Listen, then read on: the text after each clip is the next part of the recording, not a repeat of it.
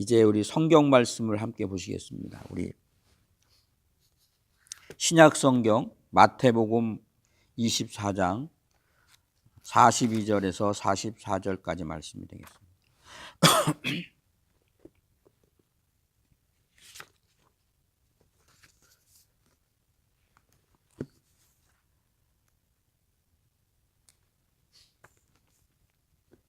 신약 성경 42페이지 마태복음 24장 42절에서 44절까지의 말씀인데 다 찾은 줄로 믿고 제가 봉독해 올리겠습니다.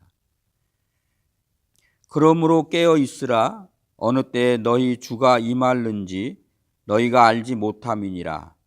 너희도 아는 바니 만일 집주인이 도적이 어느 경점에 올 줄을 알았다면 깨어 있어 그 집을 뚫지 못하게 하였으리라. 이러므로 너희도 예비하고 있으라. 생각지 않은 때에 인자가 오리라. 아멘. 예수를 믿는다는 것이 뭔가 이런 생각을 해보다가 참 이게 하나님의 은혜다. 믿는 자체가 하나님의 은혜죠.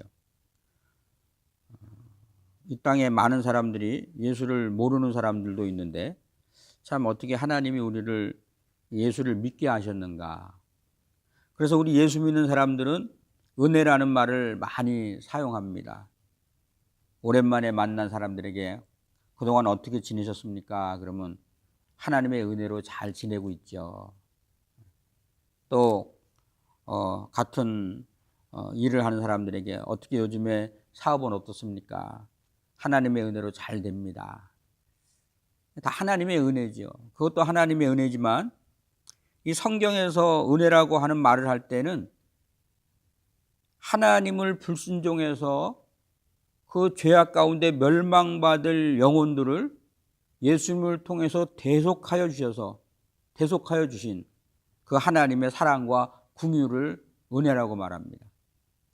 그러니까 우리의 영혼의 문제를 주님이 먼저 말씀하는 거죠.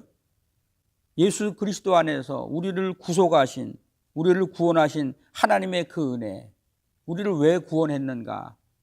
영생을 주시려고 죄로 말미암아 하나님과 분리되어서 영원한 사망 가운데 있는 우리를 예수 그리스도를 영접하고 죄 용서받고 사망에서 벗어나 하나님의 자녀가 되고 하나님의 나라 천국을 우리가 이제 유업으로 상속받게 됐다.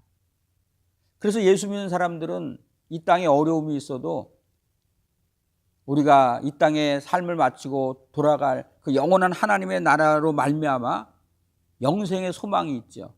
그래서 낙심하거나 넘어지지 않습니다. 힘들어도 우리가 주저앉아 있지 않고 다시 일어날 수 있는 것.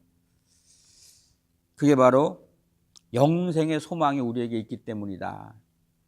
그런 말씀이죠. 오늘 이 마태복음 24장 36절부터 이제 25장 13절까지의 6가지의 비유가 등장합니다.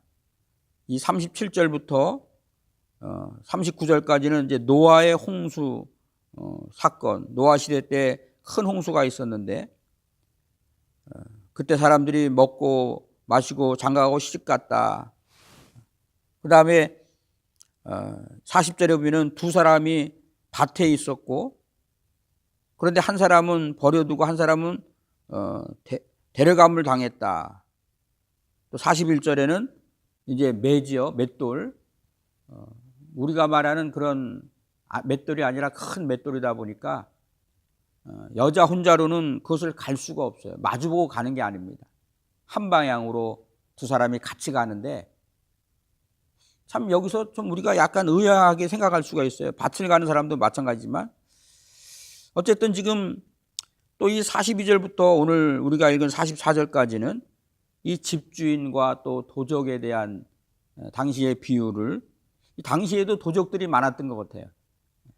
강도들도 많았고 도적들도 많았고 우리가 사는 시대와 별로 그렇게 크게 다르지 않습니다. 그리고 이제 25장 1절부터 13절까지는 열처녀의 비유가 나오는데 이 6가지 비유의 공통점은 뭐냐 하면 깨어 있으라 그런 얘기입니다. 깨어 있으라. 깨어 있지 못했던 자들은 실패했다. 지금 그런 얘기를 합니다. 깨어 있지 않으면 실패한다.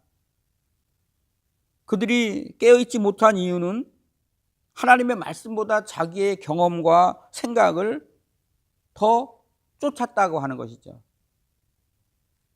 하나님의 말씀이 자기의 경험과 생각으로 이해되지 않으니까 하나님의 말씀을 따르지 않았다. 제가 이 말씀을 이 아침에 함께 나누게 된 이유가 있습니다. 그 이유가 뭐냐면 벌써 한 10년 가까이 이제 제가 함께 기도하는 우리 목회자 기도 팀들이 있는데 제가 자주는 못 갑니다. 이제 또 시간도 있고 또 교회에 있거나 그 날짜 그날에 다른 누구를 만날 일 있으면 못 가지만 그래도 기도하는 모임이니까 오랜만에 목요일 날 이제 새벽 기도를 마치고 씻고 밥 먹고 준비해서 가서 기도하고 그리고 이제 차 막히지 않게 일찍 돌아왔어요. 조금 뭐 정리해서 할 게 있어가지고서 있었는데 오후에 전화가 왔어요. 교회에서 마크 목사님이 전화가 와갖고 교회 도둑이 들어왔다는 거예요.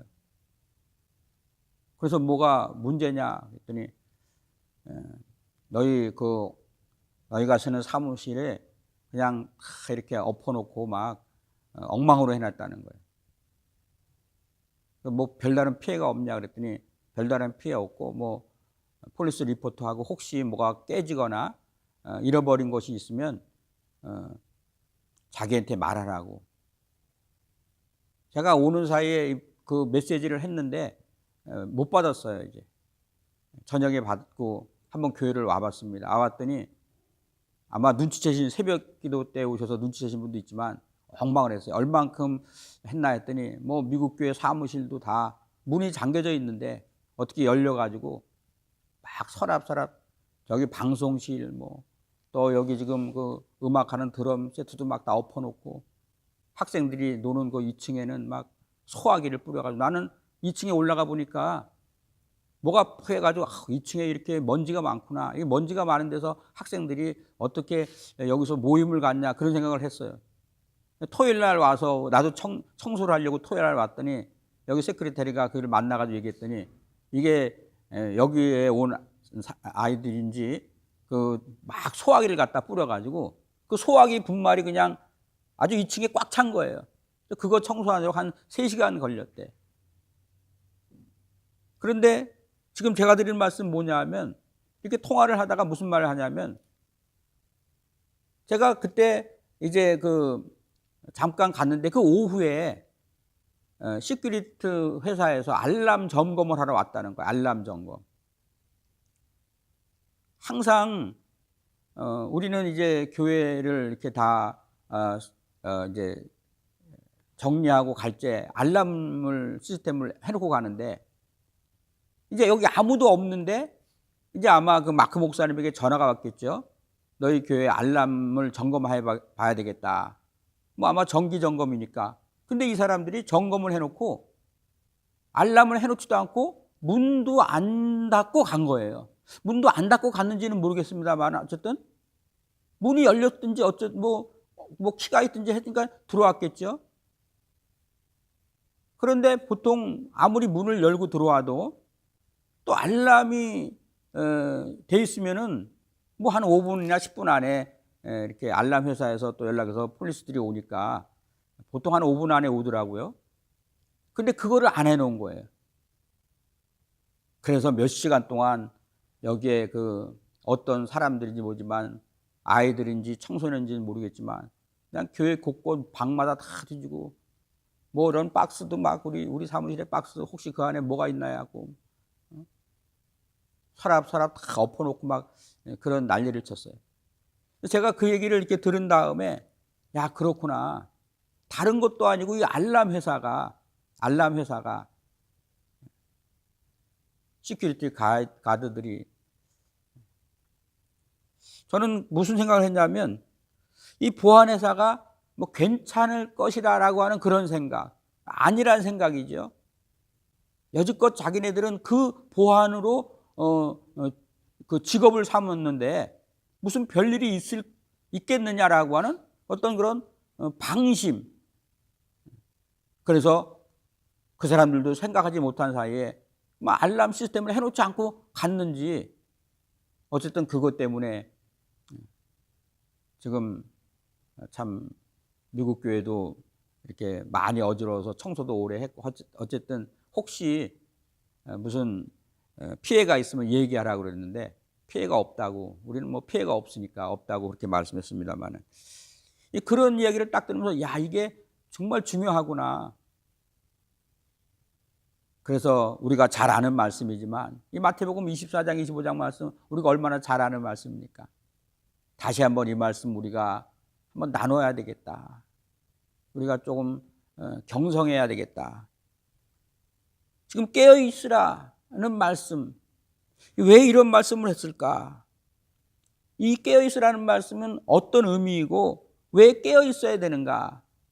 오늘 여기 보면 주님의 구원의 사건, 재림의 사건이 가까웠기 때문이다. 지금 그렇게 말합니다. 오늘 초대교회 때에도 이 이야기 때문에 사람들이 주님이 다시 온다고 너희들은 말하지만 주님이 다시 언제 오느냐? 그것 때문에 사람들, 종말론자들의 문제도 있겠지만은 또 그것 때문에 인내하지 못하고 이렇게 돌아서는 그런 사람도 있지 않습니까? 이 깨어있으라고 하는 말은 로마서 13장 11절을 보니까 또한 너희가 이 시기를 알거니와 자다가 깰 때가 벌써 되었으니 이는 이제 우리의 구원이 처음 믿을 때보다 가까웠음이니라. 주님이 재림하시는 우주적인 종말도 가까웠을 뿐만 아니라 한 해 한 해 세월이 가면서 우리가 주님 앞에 서게 될 날도 가까웠다라고 하는 거예요.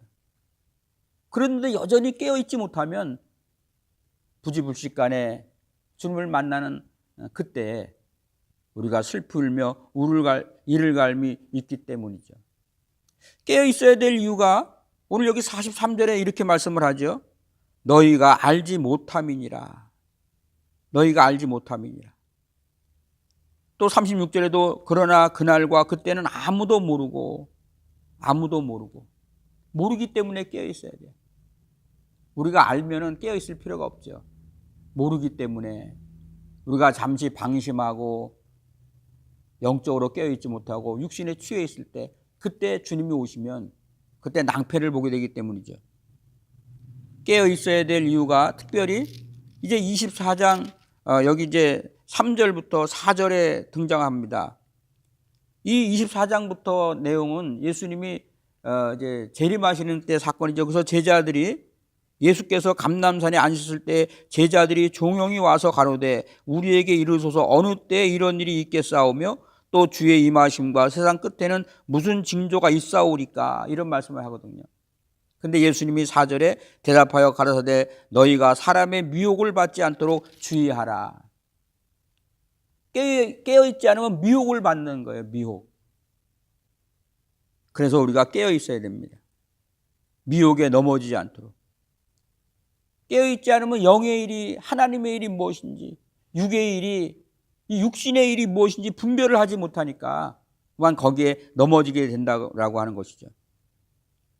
베드로전서 5장 8절에 보면 근신하라 깨어라 너희 대적 마귀가 우는 사자같이 두루 다니며 삼킬 자를 찾나니. 미혹이라고 하는 것은 좋은 뜻으로 미혹이지 또 이 상대에 따라서 할 수만 있으면 넘어뜨리려고 정신을 바짝 차려야 되죠. 베드로는 과거에 깨어서 기도하지 못했다가 실패한 그런 경험이 있죠. 마태복음 26장 41절에 보면 주님과 함께 마지막 십자가를 지는 사건 앞에 감람산으로 가죠. 다 함께 기도하자 하는데 그들이 육신이 연약하니까 우리가 육신도 잘 관리해야 됩니다. 잠을 자게 되죠. 주님이 와서 제자들을 깨웁니다. 시험에 들지 않게 깨어있어 기도하라 했거늘. 시험에 들지 않도록 깨어있어 기도해야 되는데 베드로가 그만 깨어있지 못했다가 잠을 자다가 계집 여종 앞에 3번씩이나 주님을 부인하는 그런 큰 실패를 경험했기 때문에 하나님의 은혜로 새로운 그런 힘을 얻은 베드로가 사명 감당하면서 자기와 함께 믿음의 길을 가는 성도들에게 깨어 있어야 된다. 깨어 있어야 된다. 막 이렇게 강조하는 거죠. 여기서 깨어 있으라는 말은 그냥 우리가 잠자지 말라는 얘기가 아닙니다. 깨어 있으라는 말은 주님과 관계없는 삶을 살지 말아라. 우리는 신앙, 예수 믿는다고 하면서도 주님과 관계없는 삶을 사는 사람들이 얼마나 많은지 몰라요. 깨어있으라고 하는 말은 항상 하나님의 나라를, 천국을 소망하면서 살아라. 왜냐하면 천국을 소망하지 않으면요, 우리의 신앙이 관습에 빠집니다. 관습. 그래서 참 그냥 신앙인이 돼버린 거죠. 종교인. 깨어있으라고 하는 말은 오늘 하나님이 우리를 구속하시고 우리를 하나님의 청지기로 삼았는데 그 하나님 앞에 내가 사명의 길에 온전히 서 있는가, 그를 보라는 얘기입니다. 깨어있으라는 말은 오늘 우리 대적 마귀가 우는 사자처럼 때때로 핍박을 주는 그런 고난과 시련 앞에 하나님의 나라에 대한 그런 소망과 그 말씀을 붙잡고 이겨내라는 말입니다. 깨어있으라는 말은 오늘 이 땅에 참 주님의 오심에 대해서 또 너무 많이 기대를 하는 사람이 있는가 하면 또 너무 많이 기대하지 않는 사람이 있는데, 그래서 사람들은 예수님의 시간표에 나의 인생을 끼워 넣는 것이 아니라 내 인생에 예수님의 시간표를 끌어놓는 거예요. 왜 그렇습니까? 예수님의 계획대로 따르기가 너무나 불편해요. 그래서 주님이 내 인생에 들어오지 말고 내가 주님의 인생에 들어가지 않고 주님이 그저 나의 삶의 일부분이 되는 거. 이게 무슨 얘기냐면 신앙생활을 내가 하되 내가 세상에서 좀 즐기겠습니다라고 하는 그런 유혹이죠. 그래서 성경은 그것을 유혹이라고 말합니다. 오늘 주님은 우리를 구원하러 오심과 동시에 또 판단하십니다. 합당한 자는 구원을 받겠지만 합당치 못한 자는 하나님의 심판을 받을 수 있기 때문에 우리가 깨어 있어야 된다는 것이죠. 신앙생활은 한마디로 깨어있는 생활입니다. 깨어있는 생활. 깨어있어야 우리의 영혼이 새로워지고 변화가 나타나죠. 잠자면은요, 사람들이 못 듣습니다. 옆에 사람이 무슨 이야기를 하더라도 잠이 깊이 빠지면 못 듣죠. 깨어있는다고 하는 말은 뭡니까, 지금? 이 영혼이 깨어있어야 또 말씀도 들리는 거예요. 우리가 참 깨어있지 않는 상태에서는 잠자는 것은 죽는 것과 마찬가지죠. 그래서 예수님도 죽은 사람 저가 죽었나이다 그렇게 말했을 적에 아니다 잠잔다 그런 말씀을 하죠. 왜냐하면 죽은 것과 잠자는 것과 흡사하다는 거죠. 활동을 하지 않으니까, 생명력이 없기 때문에. 그런데 이 깨어있는 상태를 유지한다는 것이 굉장히 힘들어요. 항상 24시간 깨어있는 것이 아니라 영적으로 우리가 참 긴장한 상태를 갖고 있는 거예요. 왜 그러냐면 우리가 너무나 약하고 우리의 약함에 비해서 세상은 너무나 악하기 때문에. 이 약하다고 하는 것은 뭐냐면 자기 자신을 모르는 거예요. 우리가 우리를 모릅니다. 요한계시록에 보면은 소아시아 7교회 중에서 라오디게아 교회가 있지 않습니까? 근데 주님이 라오디게아 교회를 책망해요. 너는 네가 부하다 생각하고 말하지만 아니다, 너는 가련하고 너는 가난하고 너가 눈멀은 것을 너가 알지 못한다. 지금 그렇게 말씀을 하죠. 어느 순간 자기가 그렇게 된지도 몰라요. 어둠 속에 있다 보니까 무슨 일이 일어난지도 알지 못한다. 지금 현대교회가 그렇지 않습니까? 이 땅의 모든 교회 그리고 성도들에게 주의 영이 임하셔서 은혜를 주시면 지금 내가 어디에 와 있구나. 이 성경은 요즘에 제 동료 목사 중에 한 사람이 바이블 내비게이션이라고 나름 그렇게 이름을 줬어요. 또 한 사람은 바이블 동서남북.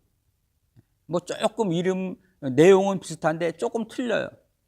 그런데 그 두 사람이 다 나름대로 이렇게 목회를 하면서 준비를 해가지고서 좀 이렇게 정리를 해가지고서 이제 성도님들에도 하고 또 그걸 배우기를 원하는 목회자들에게도 이제 소개를 하는 프로그램, 말하자면 그런 공부인데, 뭐 내비게이션이나 뭐 동서남북이나 똑같은 거죠.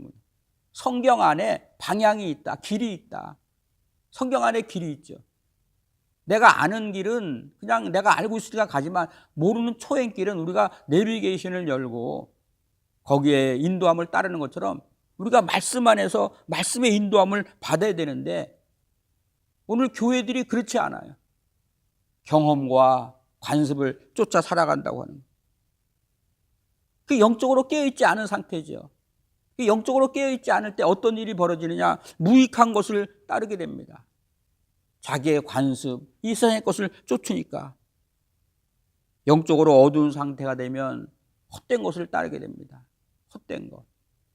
그러니까 뭔가 열심히 하기는 했는데 기쁨이 없고, 뭔가 열심히 하기는 했는데 끝나고 나면 허전한 거예요. 왜냐하면 헛된 것이기 때문에.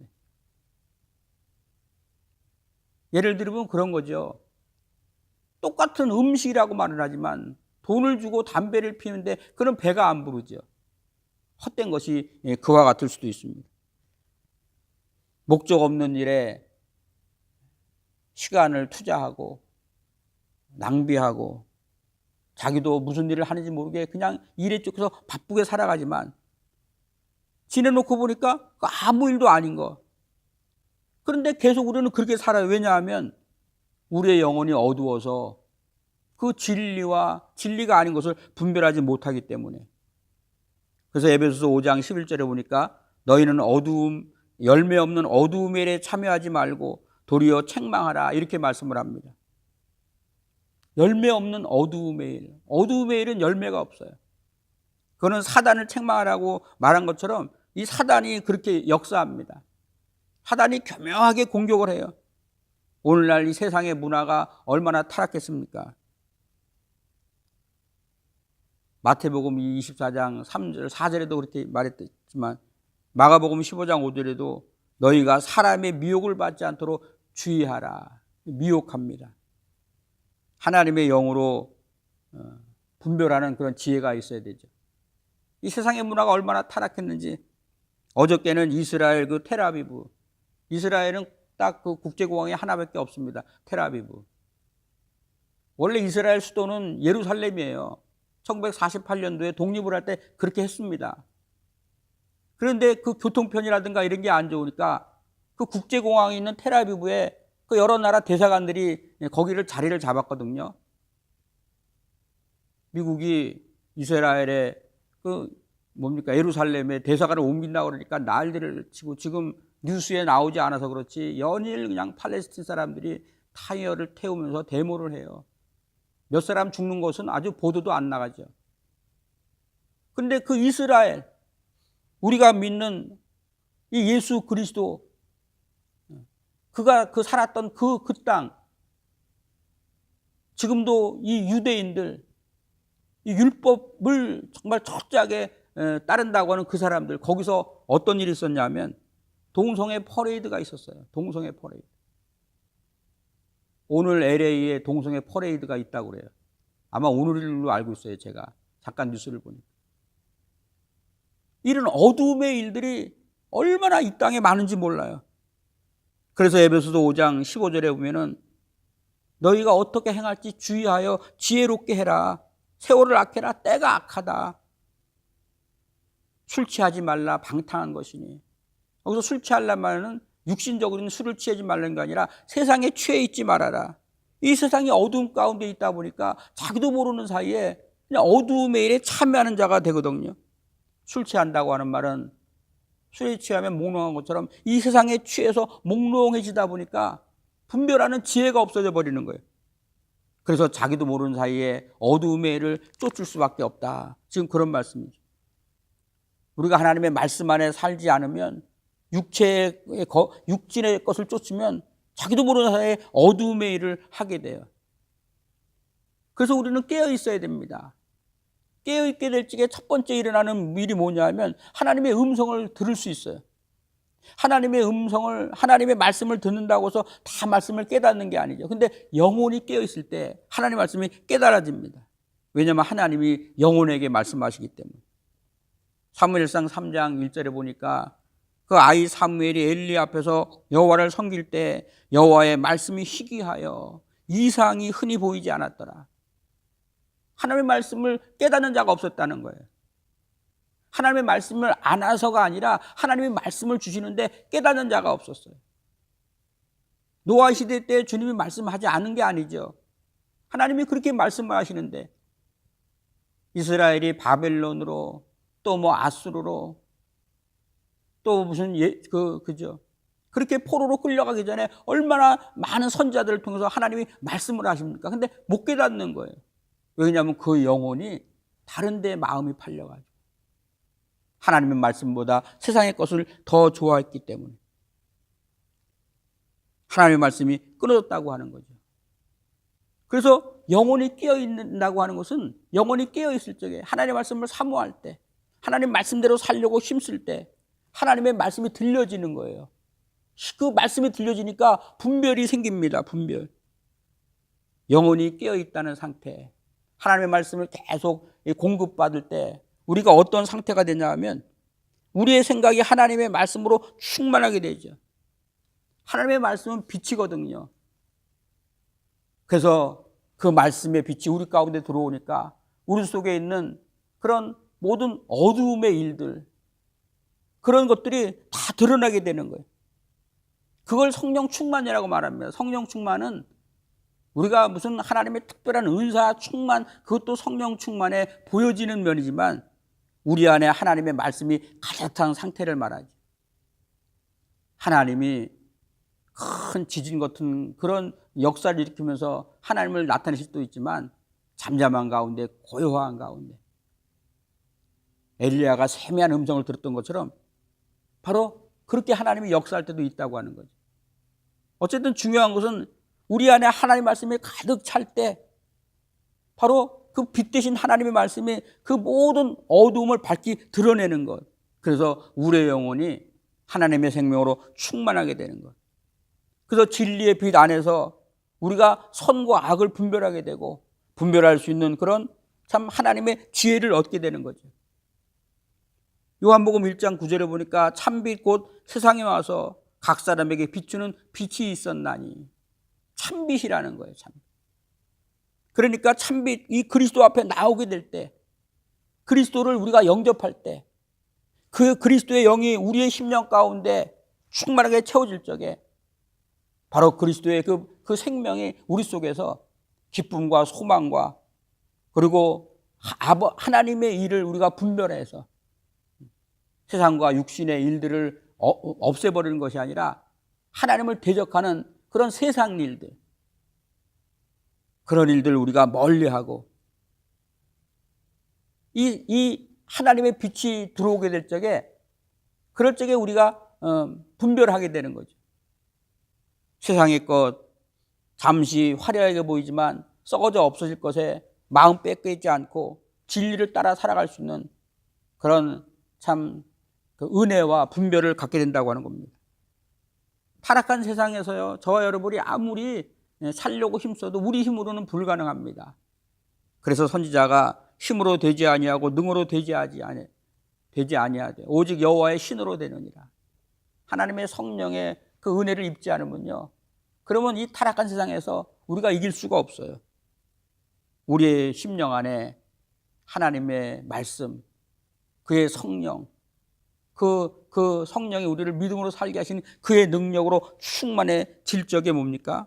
우리의 삶에 하나님의 나라가 이루어지는 그런 믿음의 역사들이 막 이제 세워지게 됩니다.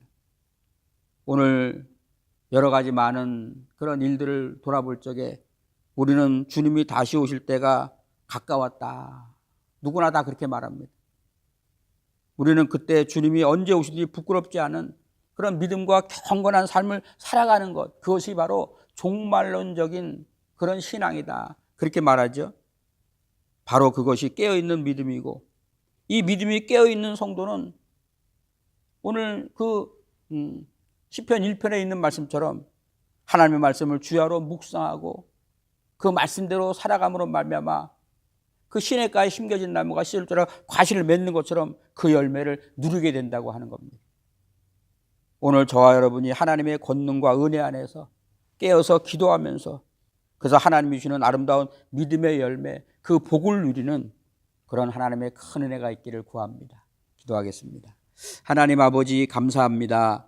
오늘 이 아침에 참 우리의 삶의 자리에서 다시 한번 하나님의 말씀을 묵상하면서 또 우리가 어떻게 믿음의 선한 역사를 이루어가야 할지 우리가 하나님의 지혜와 은혜를 구합니다.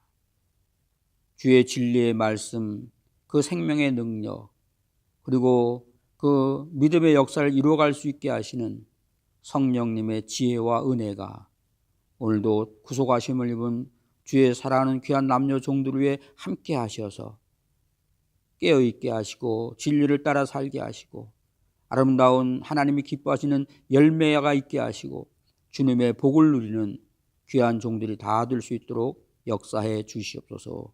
존귀하신 주님 예수 그리스도의 이름으로 기도 올리옵나이다. 아멘.